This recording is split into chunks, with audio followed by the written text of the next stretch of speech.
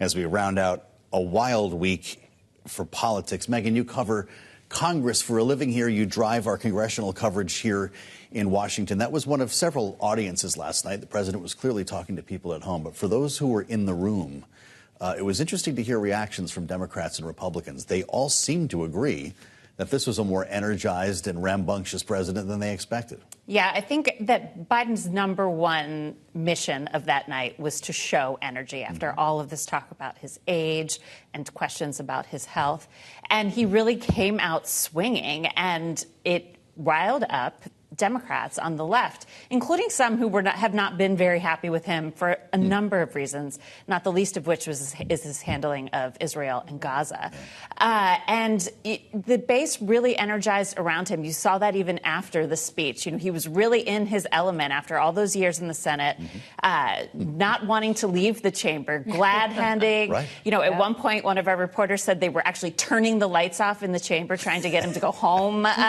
So it was a moment for him and a good pivot away from all we've been discussing in terms of his energy levels and his ability to carry out a second term. Well, he also was frankly asking things of Congress in this speech. The first topic he brought up was Ukraine, funding for which doesn't seem like it has a real path forward in the House, at least that we understand at this time. He also, when he got to the border about 40 minutes in, pushed Congress to pass the bipartisan border deal that he had agreed to. Is he likely to get either of those things, though, Megan? Well, right now they're having a hard enough time trying to keep the government. Oh, yeah.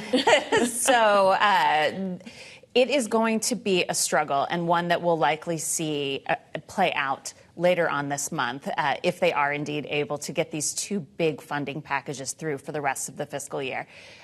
Speaker Johnson has said that needs to get out of the way before he'll move on Ukraine or the border, which has been stalled now on both fronts for months. Can we talk about funding the government here for a minute? Yeah. It looks like that may not be coming as easily as we thought. This is, of course, the backdrop of the State of the Union address is our inability to keep the government functioning beyond a couple of weeks at a time here. The bill passed in the House. If you can walk us through this, Megan, may not pass so easily in the Senate. I thought we were going to get a rubber stamp here. Yes, well, it is the Senate where all delays are possible. So it passed in the House. It only needed, to get through there with very limited debate. In the Senate, we hoped we were maybe on path for passage early afternoon today. But there's about a 30-hour window where senators can delay a vote. So without unanimous approval to move to a final vote, they're sort of stuck in this holding pattern. So that's where we are right now. And lots of people are taking the floor to complain about various parts of the bill. It looks like there could potentially be a short funding lapse. It's not technically a shutdown until OMB calls it a shutdown. That's the White House's budget office. But this should all be resolved by tomorrow. So maybe a little bump over the weekend. Yeah, or maybe just the delayed start to the weekend for Megan Scully and everyone else who After last covers night, Congress. they must be really looking They've forward spent to a lot this. of time in that building. But as we talk about spending, it also raises the issue of the deficit because you have to finance all that spending somehow. And this is something that the president also spoke about in his address last night. Take a listen. I've been delivering real results in fiscally responsible ways. We've already cut the federal deficit. We've already cut the federal deficit over $1 trillion. I signed the bipartisan deal to cut another $1 trillion in the next decade. It's my goal to cut the federal deficit another $3 trillion by making big corporations and very wealthy finally beginning to pay their fair share.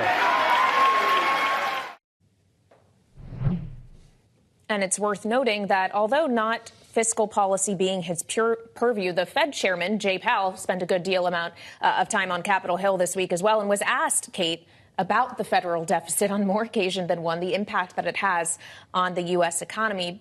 But it is quite a big deal when you think about the longer term fiscal trajectory of the United States. Sure. I mean, the Fed chair, I feel like this is the easiest question for him to answer now. He always gets asked about it, and he always can say, this is your job, not mine, is basically the short version of the answer, right? He's always saying, yes, it's hard to argue with if you look at the rate at which the deficit and overall debt is growing and the rate at which the economy is growing. It's one is faster than the other, and that, by definition, is unsustainable. That's basically all he says. He is very careful to steer away from any conversation where he could be interpreted as saying Congress should do this or that. He always says this is your job, and he kind of stuck to that script. But lawmakers always want to press him to talk about what is the effect on the economy. I feel like that discussion crept in a little bit last fall when we saw Treasury yields surging, but they've come back down. So it's definitely less of a pressing issue that I think the Fed chair feels the need to weigh in on right now. Kate, we'd love your take on the jobs reports today. Of course, all the stories we're talking about kind of ricochet between economy and politics here. We spoke earlier with Acting Labor Secretary Julie Su about the data out this morning. She spoke about it on Bloomberg. Here she is. The jobs numbers continue to be very strong. The 3-month average is actually 265,000. So, we look at trends as much as we look at monthly numbers. And our overtime figures demonstrate strong, steady, continued growth. Exactly what we want to see. It feels like the very definition of a soft landing. The very definition of a soft landing. We've been asking questions, trying to get members of the administration to say that for a long time. Does that mean that they see eye to eye on this? Does Jay Powell feel that way? Yeah, he was asked about this week when he was testifying. Can we say, I think the question was something like, when are you going to come out and issue a statement that the soft landing has happened? And he sort of chuckled like, yeah, probably never, right? They're not going to say that's like rolling out the mission accomplished banner. Right. I think they're really reluctant, but they clearly feel really good. I mean, he's now come out and said, we think that interest rates are at the peak for this cycle. That means we don't need to raise rates. They don't think anymore to try to contain inflation. So they've got inflation coming down a lot at the end of last year. They have a little bit further to go, but all this progress without a meaningful uptick in the unemployment rate. Of course, we got this report this morning that showed it's up the most, in 2 years, or at the highest level in 2 years. Yeah. A lot of that, though, is kind of for what you consider good reasons, for the most part, right? It's because a lot more people were joining the labor force and just not finding jobs right away. That's the kind of uptick that, economic policymakers generally want to see if you see that rate going up. So it's not necessarily terrible, right? Because you have more workers coming on.